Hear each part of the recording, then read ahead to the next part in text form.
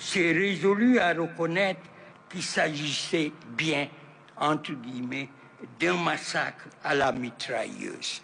Donc, il conclut, c'est bien un massacre. Le président Emmanuel Macron lui a emboîté le pas il y a quelques jours dans une lettre adressée au président du Sénégal, Bassirou Diomaye Diakhar Faye.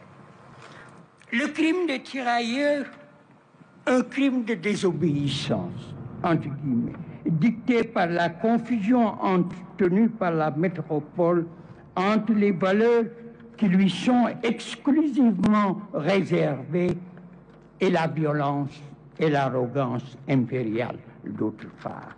Une disjonction qui a eu un coup si terrible que ses répercussions se font encore sentir de nos jours. En conséquence, il est indispensable de briser le silence et d'afficher fortement notre regard, nos commentaires et imagination créatrice sur le massacre de Thiaroye. Thiaroye est pour nous, Sénégalais, l'occasion, aussi dramatique que majestueuse, d'accorder aux victimes du massacre le statut de mort pour l'Afrique et pour l'esprit panafricain.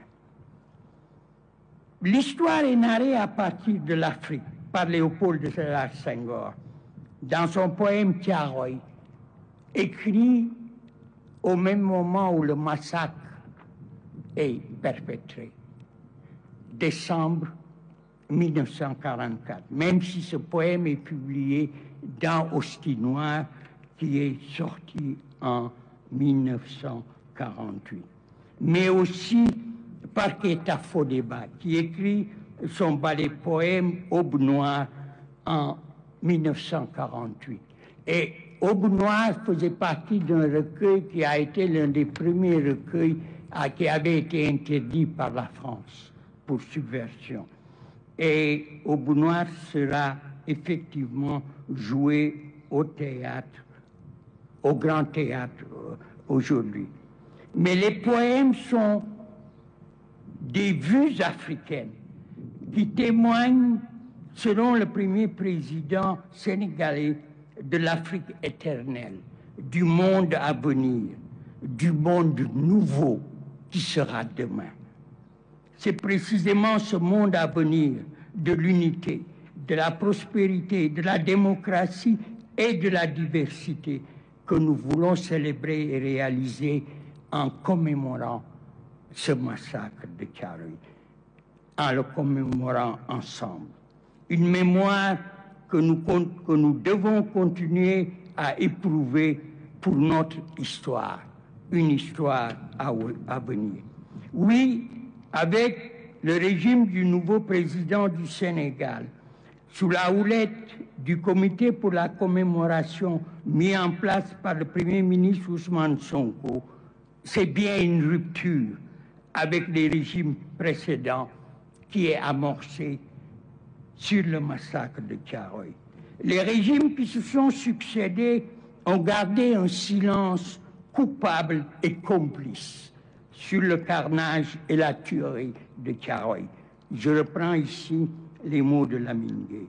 Une vaste entreprise, une entreprise difficile, mais combien passionnante, dont l'animation nécessitera des opérations permanentes susceptibles de participer au travail historique et mémoriel pour produire des récits, des leçons civiques, culturelles et artistiques au service des communautés panafricaines.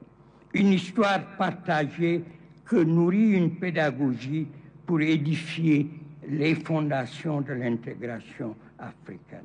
Je voudrais conclure mon allocution en remerciant le Premier ministre d'avoir porté son choix sur ma modeste personne pour coordonner le comité chargé de mener la double opération de commémorer le 4e anniversaire du massacre et de dresser un état des lieux et faire des propositions prospectives. Je voudrais aussi remercier les membres du comité qui n'ont ménagé aucun effort pour se consacrer avec dévotion et dévouement à cette tâche. Leur contribution individuelle et collective est inestimable. Je voudrais enfin remercier le ministre secrétaire général du gouvernement, Ahmadou Al-Aminou Lo, son équipe, en particulier le conseiller technique du Premier ministre Abdoulaye Koundoul et ses assistantes, Fatima Ali et Koura Cissé.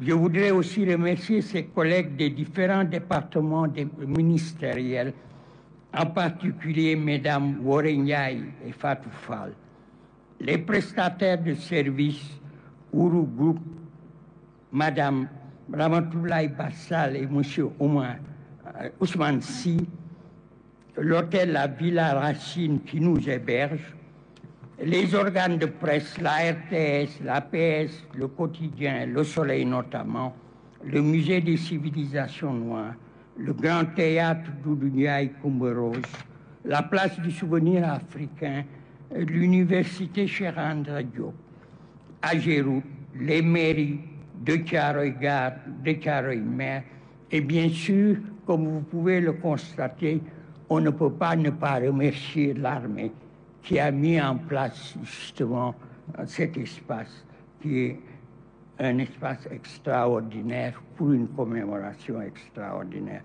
Et je terminerai en remerciant mon collègue et vieil ami, le professeur Marito Niane, avec lequel nous partageons autant de souvenirs et avec lesquels aussi j'ai travaillé. Je vous remercie pour votre bienveillante attention.